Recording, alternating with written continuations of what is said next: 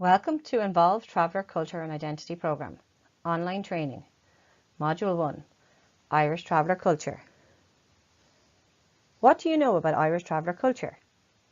What is culture? Can you give me some examples?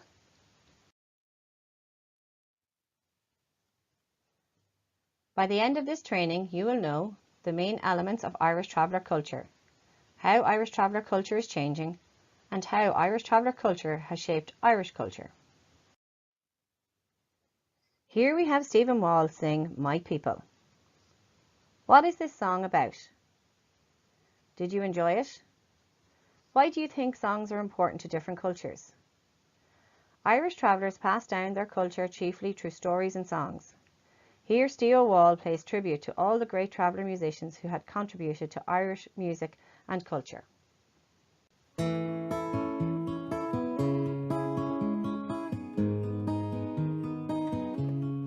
Oh, my people,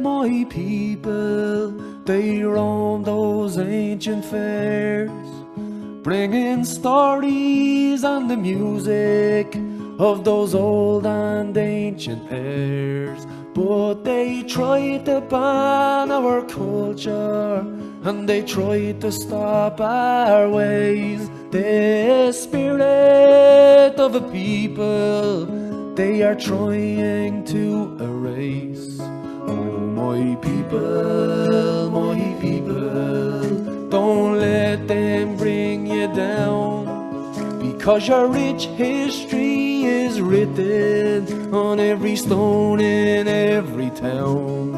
Oh, my people, don't let them keep you down, because your rich history is paved on every road in every town. On the winds of change, I can hear the lullaby of the Bowell Peckerdon with the teardrop in his eyes. Johnny Keenan and Teddy Fury and old John Riley too. You were the guardians of our culture, and we will always remember you. Oh, my people, don't let them bring you down, because your rich history is written on every stone in every town. My people, don't let them keep you down, because your rich history is paved on every road in every town.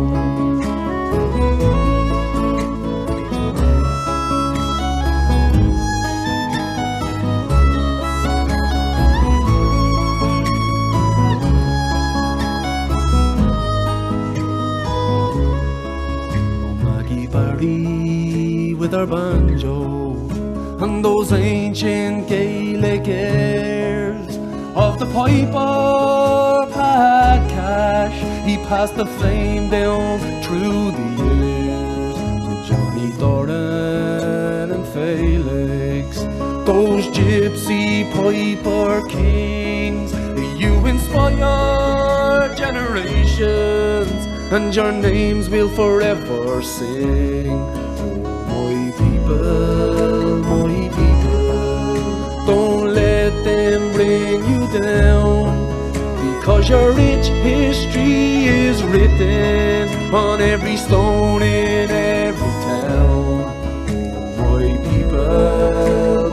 people, don't let them keep you down, because your rich history is written on every road in every town.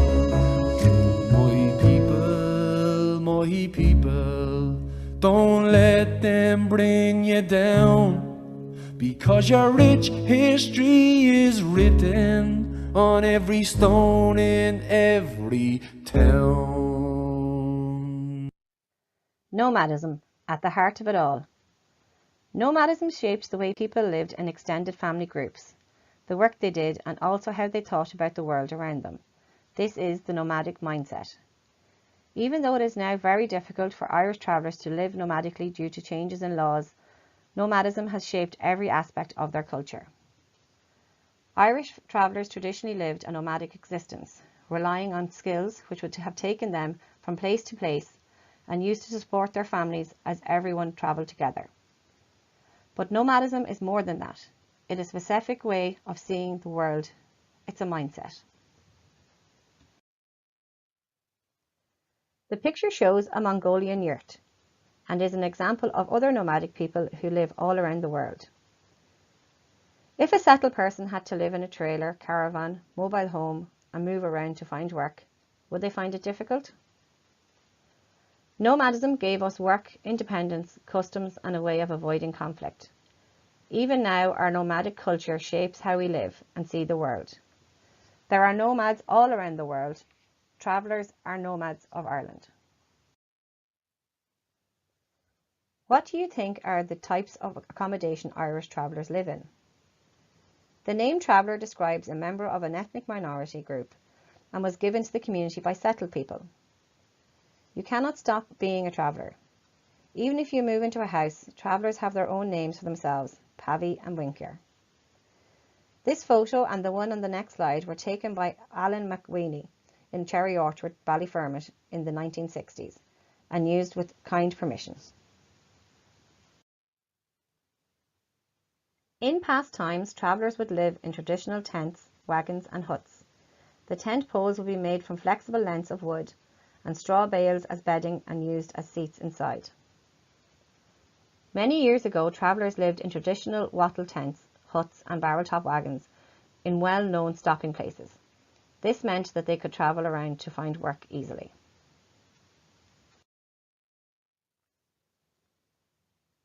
In modern times, the way travellers lived has changed.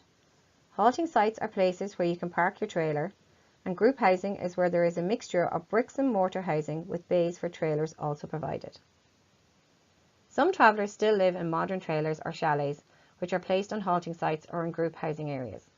A small number of families live in trailers by the roadside. So what do you think is happening in this photograph?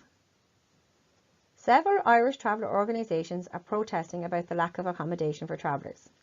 While some travellers would choose to live in houses or apartments, many want to live on a halting site or group housing scheme.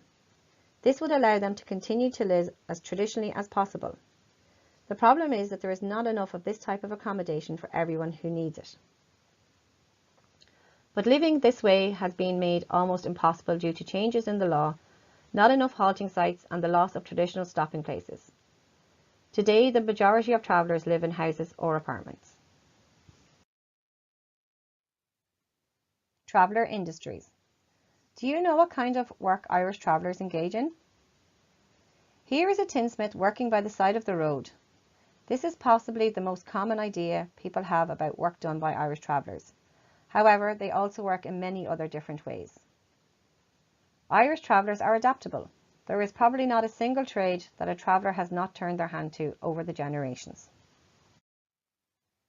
This shows a range of, but not all of the work provided by travellers. The picture is of traditional paper flowers made by a traveller woman.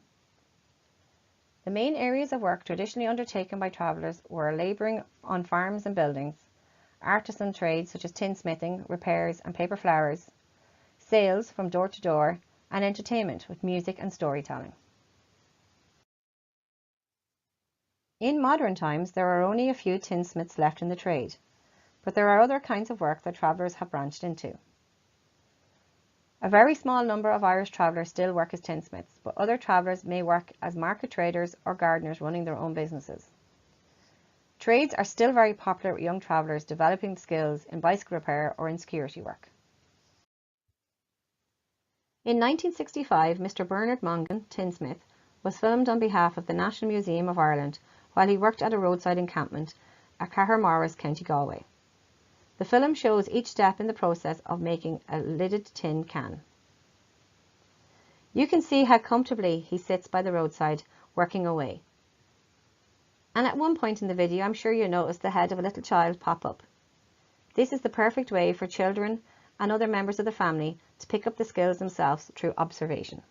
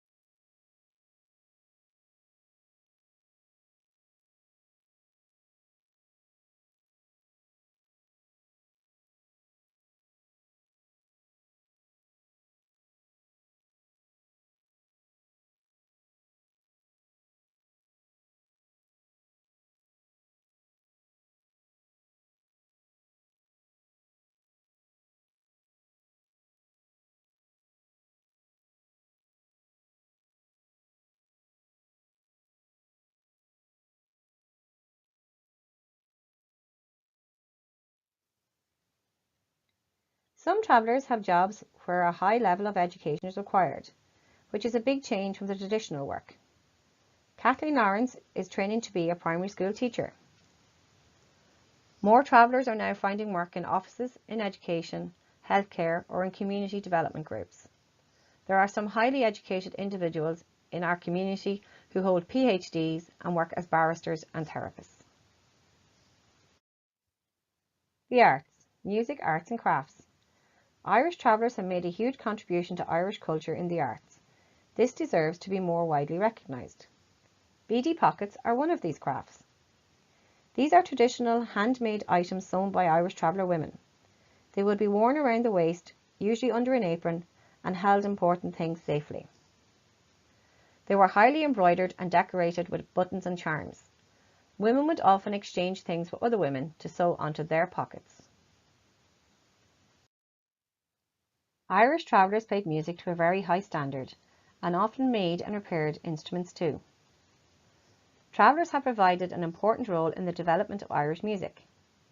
Felix and Johnny Doran's playing style on the uilleann pipes was and continues to be hugely influential.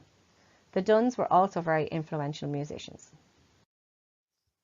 This documentary clip shows the musical pedigree of Mickey Dunn and his family.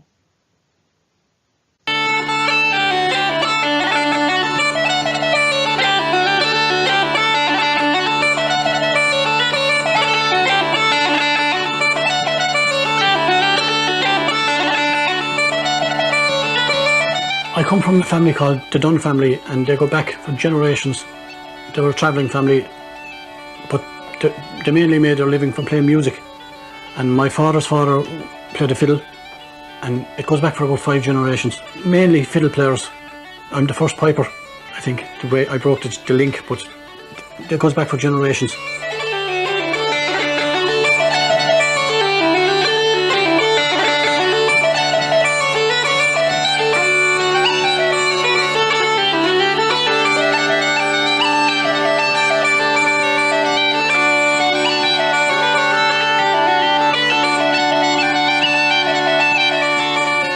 Times are very, very different than they were in the 40s and 50s and 60s and 70s.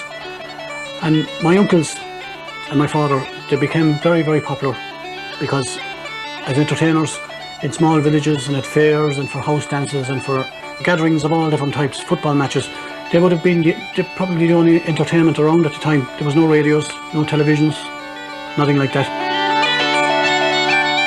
I do meet people who speak so highly of them. Music was more to them than just a hobby. It was their life. That's how they made their living.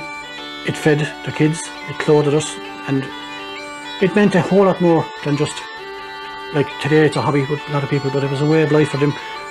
And my 3 uncles, Joseph, Michael and Christy, they had very, very bad eyesight. And they became famous throughout the country as the Blind Dunn Brothers. And they were super, super musicians. They were way ahead of their time. So they became sought after, you know. Honest to God, I hear people today that stood on the street for hours and hours and hours listening to them. People like Seamus Connolly, Tony McMahon, who would have been kids at the time, and their mothers brought them in to hear the drums.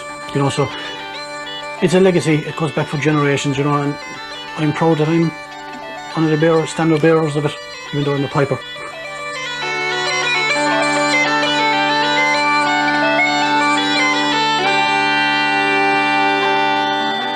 Is cuiine an chéadúir gur chomhail mé Michael agus Christy John. Bhí mé teachta baile ón scoil, tránó na ghéirigh timpeall 4 clog in sna caigadaí, lár na caigadaí. Agus bhí an bhirrteach na seasamh senim ceol ar sráidí Conal, nó ar a gasán. Agus is cuilim go má do higas díreach gur raibh rud éig an ceard leis na súile, nuair a bhíonn tú óg, tugann tú rudaí fanneara, agus bhí níor an na súile go maithfeá, agus bhí sa fécant ar na méirichaí a dul suas síos ar na sranganna. Is cuinim bhí na méirichaí salach, agus bhí na hanganí salach, agus bhí méirichán ag Christy a sinna mar a manjo. Ach bhí an ceol go háling ar fad. Bhí rithim ann, bhí brúar aig sa ceol, agus bhí ní hé bine sa máin ach bhí láidireacht, bhí sé tréan agus de chuirg sé glúndar nó sppraga ort. Daróthaiad sa a bhíicfaiad, darótha an ceol a techt suasráid fádric, agus an san ceol an bhenjo an dót. Bhí stíl sais láidrige ar an menjo, agus dhearach sé tínéir. Thug feisís an san timppla chuinistigh fan verte chun fear ard, agus díar an go triblóirigh le na rairc. Ach bhí sé seintlis ar an menjo agus an fear eile go húil an eclis an na hiún an na bhíasach.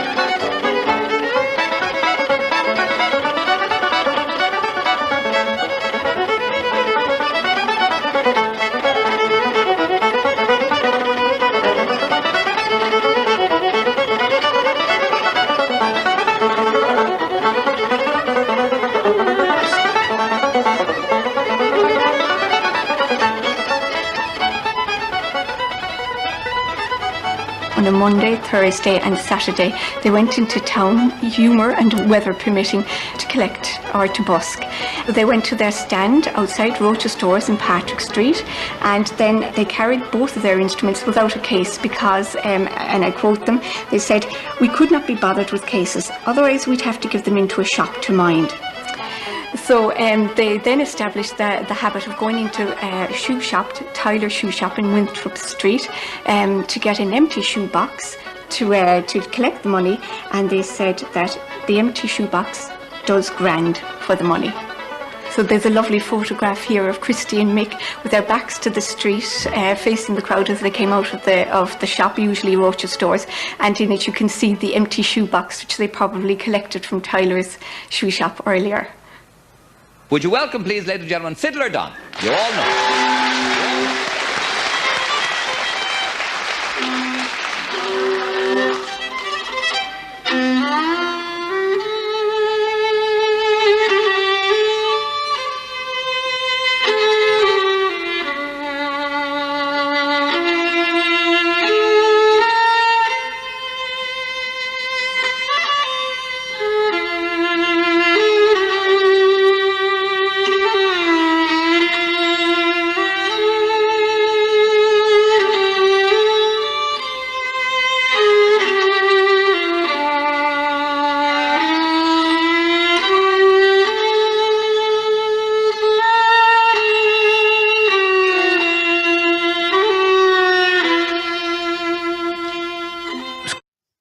There are many Irish families who have very talented singers, but there are also individuals who excel in the other areas of the arts.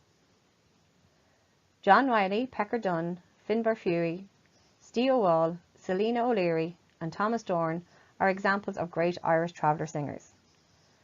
We also have talented playwrights and actors like John Connors, Rosaleen McDonagh, Michael Collins, plus artists such as Leanne McDonagh. This clip of the Traveller Pride concert in 2019 shows the range of talent in the community.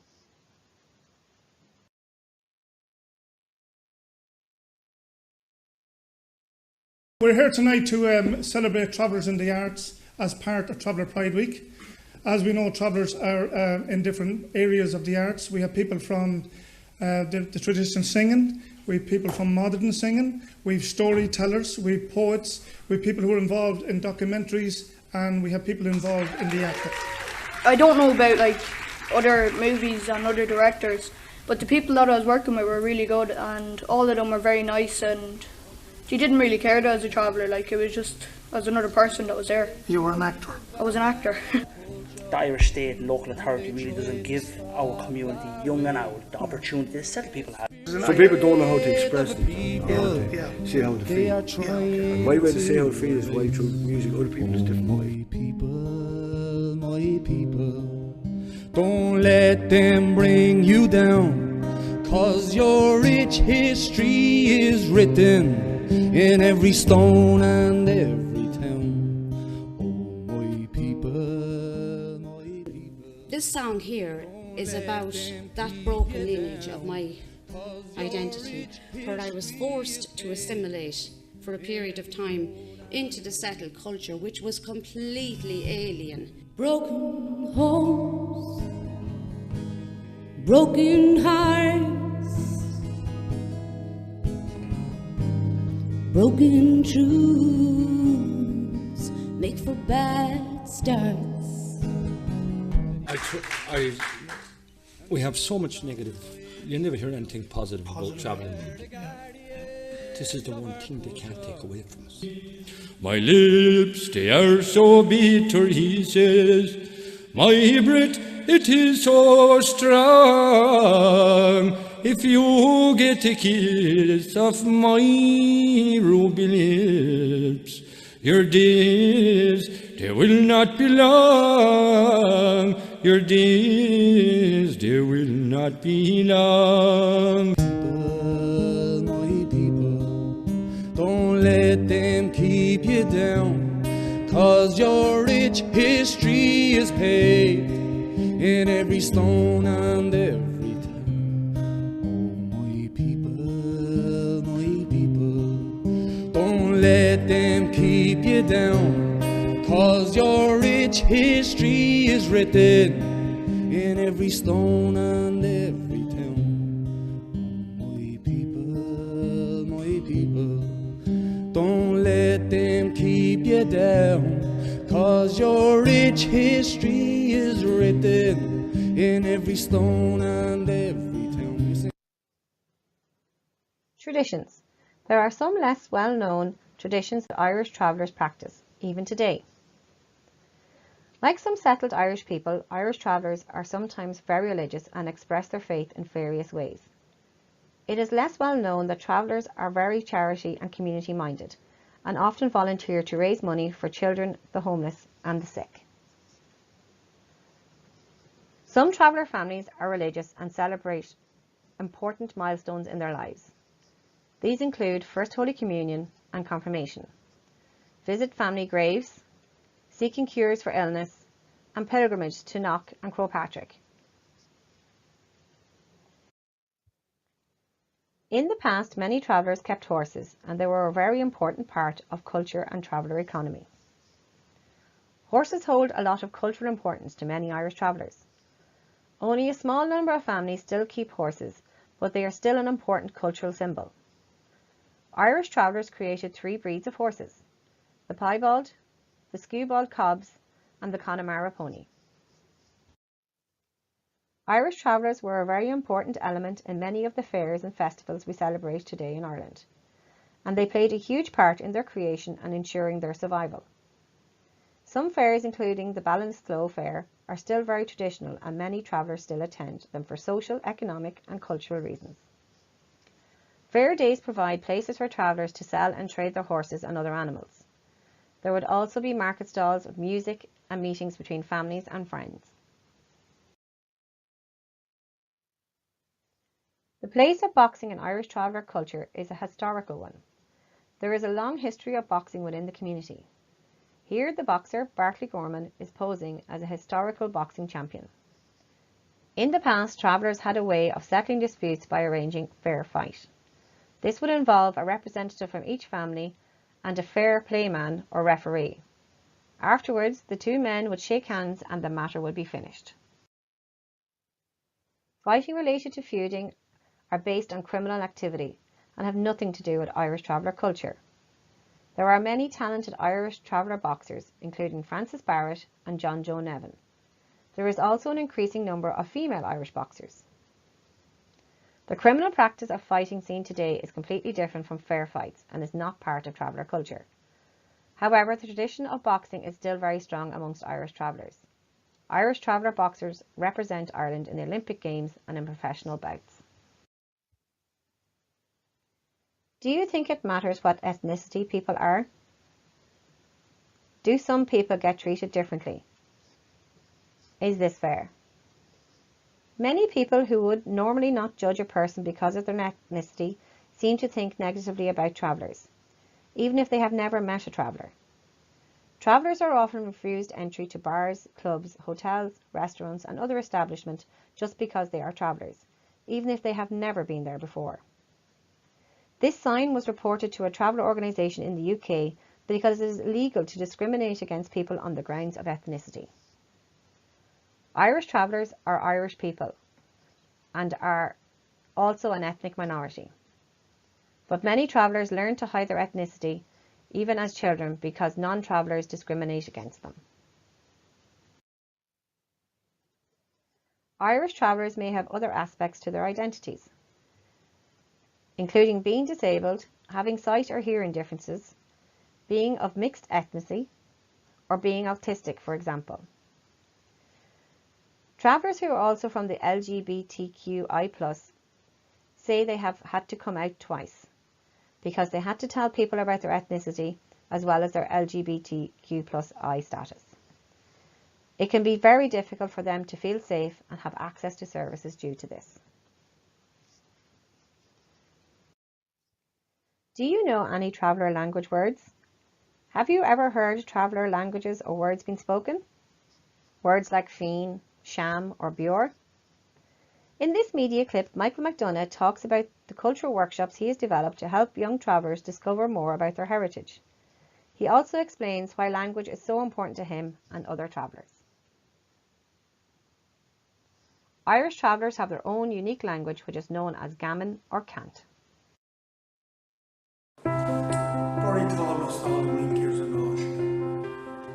The Innick is for to help and support young Minkiel to learn different lovers, different meanings like a Minkiel story, or also to have a good understanding of all the different words, and the word for word is love, so I'll use that a bit as well.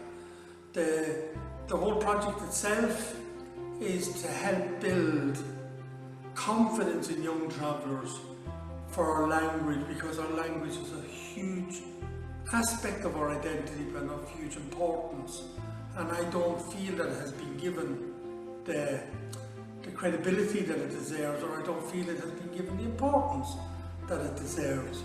And a lot of people over the years, and I find it very interesting, a lot of people over the years have assumptions of what this language is, and quite sadly a lot of people put it down as a slang or down as a makey up type of a thing, which is brand new, and it is far from brand new as you'll get, because this language, if we want to go closest cousin in relationship to other languages, its closest cousin is Shangailge, which was spoken in Ireland in the pre-1200s.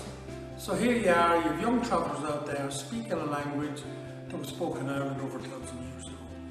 And that's important to get out there to people, and that's part of what we're trying to do in relation to this programme.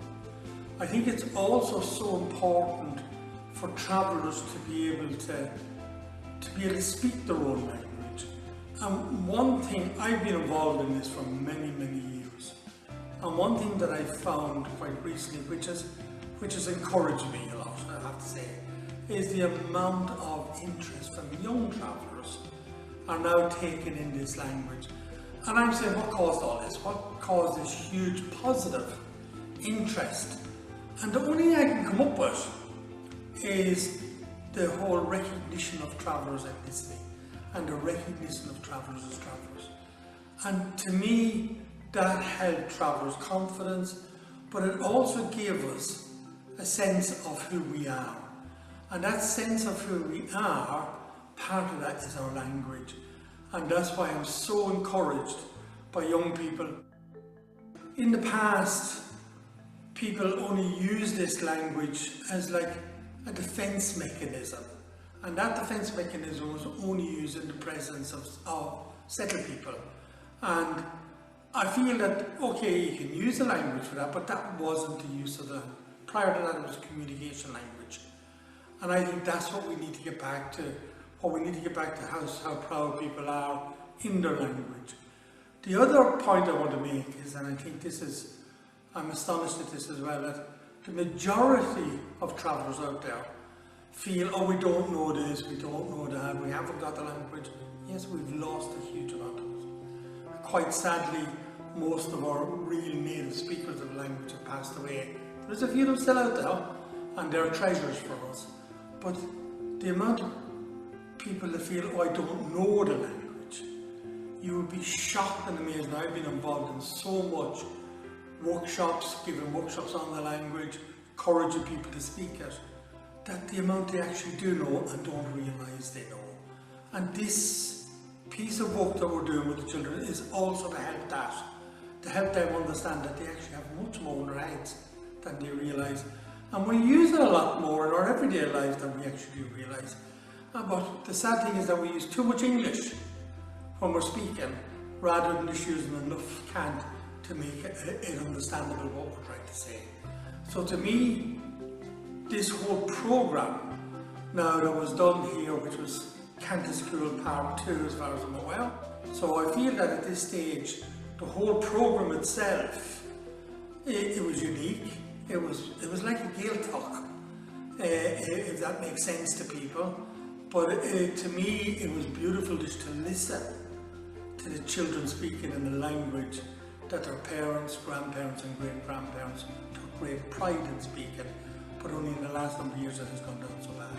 And that's what we're here today, is trying to revive that and bring that confidence back into travellers. What's your miles? Yes. What do you do with the miles? Put this guy in your miles, so what do you do? Wash your hands. Because the miles is Lagany. This is a really hard one. If I said I'm stewing at the Stormere. That would be a very hard Go on, one. we're looking at the what? At the Stormere. What do you use in school? No, what do you use in school? Book. Yeah. Looking at the book. Stewing at the Stormere. And what's yourself? What is that? Like when you're not even my jeans. Your Lords, your Malik, your Kay, but all together, your Lords, and but all together for the Yeah, because a lot of travellers think P is the word for face. Yeah, I know. It's not. It's red. So what do you do sense? If I say the gushuk of weed, the cup of tea, but they think by saying the cup of weed, it's a gushuk of weed. Yeah, gushuk. But a gushuk can also be a plate, or a gushuk is a vessel, whatever. I didn't want to use the word weed because that's kind of happy. Now what's used for light or candle? A nugget. A what? A nugget. A nugget. Michael, as part of this programme, children took part in music and dance, which was semi-cultural. How did you think? What did you think of that, or what did you think the importance of that was? I think I don't even realise how important that is, because as part of everyday life when I was growing up, the storytelling, the music, the dance was part and parcel of your day.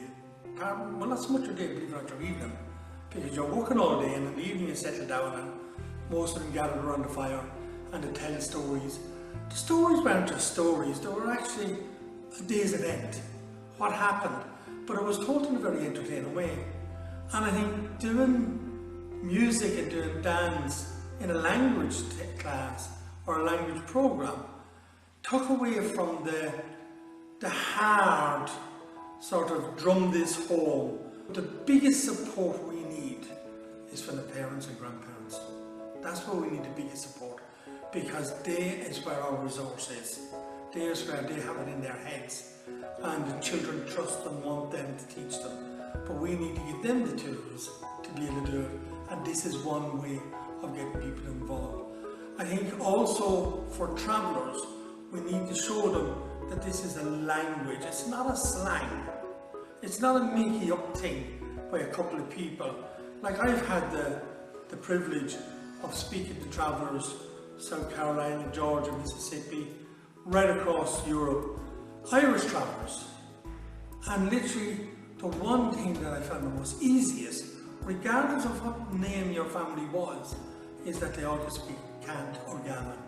And that linked everybody together. And that's what we need to do. When it comes to anything that you do with travellers, the myth is there that if I'm living in a house, I'm no longer a traveller. Can you... That's a hard one to answer. I'll tell you why it's hard. For to understand that concept, it's a really difficult one. It's a negative. Like people say, you live in a house, you're now a settled traveller. But that concept of being a settled traveller, does that mean that a settled person moves out of a house and moves into dinner, they are now a traveller settled person? It doesn't. And it shouldn't.